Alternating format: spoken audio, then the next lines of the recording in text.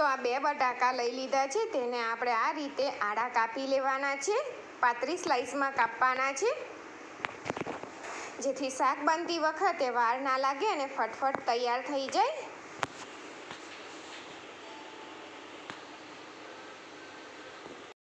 તો એકબીજા ઉપર મૂકી અને તેને આ રીતે જે રીતે આપણે ફ્રેન્ચ ફ્રાઈઝ કટ કરતા હોય છે તે રીતના પાતળી સ્લાઇસ કરી લેવાની છે તેની, જેથી શાક ચડતી વખતે વાર નહીં લાગે। જુઓ, તમને બતાવી દઉં કે આ રીતની કટ કરવાની છે। અને એક લીલું મરચું આ મોટું છે એટલે એક લીલું મરચું લીધું છે, નાનું હોય તો તમારે 2 લઈ લેવાના, તેની આ રીતે કાપી લેવાનું છે નાનું।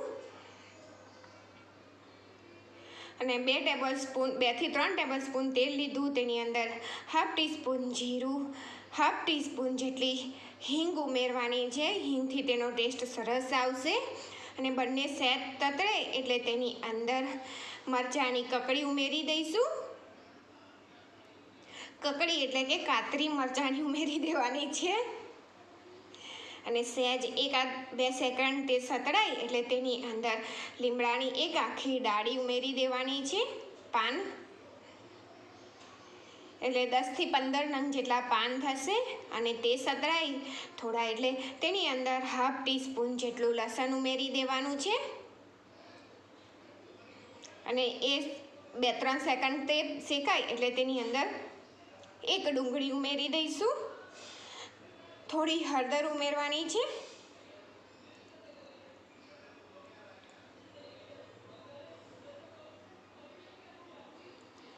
અને આ એક ડુંગળી ઉમેરી દીધી, મીડિયમ સાઇઝની એક ડુંગળી લીધી હતી।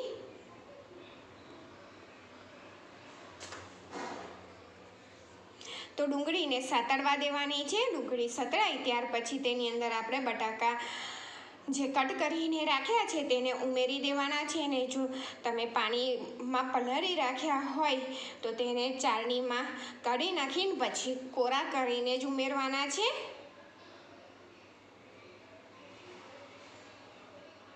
બટાકાનું શાક તમે ઘણી બધી વાર બનાવ્યું હશે અને ઘણી બધી વાર બનાવ્યું હશે, પણ આ રીતે એકવાર જરૂરથી ટ્રાય કરજો। તો હલાવી દે અને તેને ઢાંકી દેવાનું છે।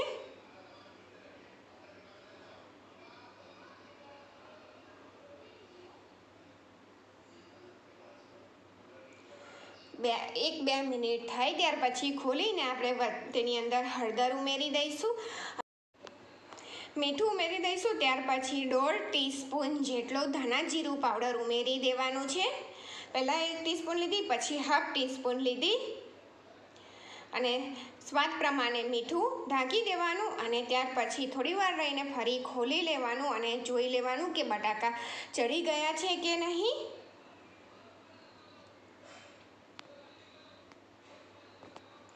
તો બટાકા ચડી જાય એટલે તેની અંદર 1/2 ટીસ્પૂન જેટલું લાલ કાશ્મીરી મરચું લીધું છે, અને તેની અંદર આ કાચા જ સિંગદાણા છે જેને મેં જો સિંગદાણા તમને ઓછા ભાવતા હોય તો તમારે ઓછા ઉમેરવાના, અને કાચા જ સિંગદાણા છે તેને હલાવી દેવાનું છે।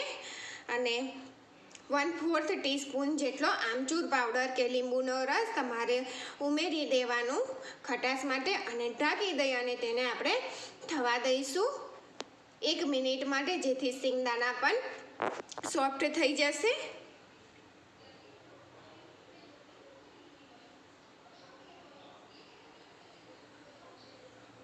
તો જુઓ, બટાકાનું શાક બનીને ચિપ્સવાળું બટાકાનું શાક બનીને તૈયાર થઈ ગયું છે, અને તેની અંદર મેં 1/4 કપ જેટલા ધાણા ઉમેરી દીધા છે।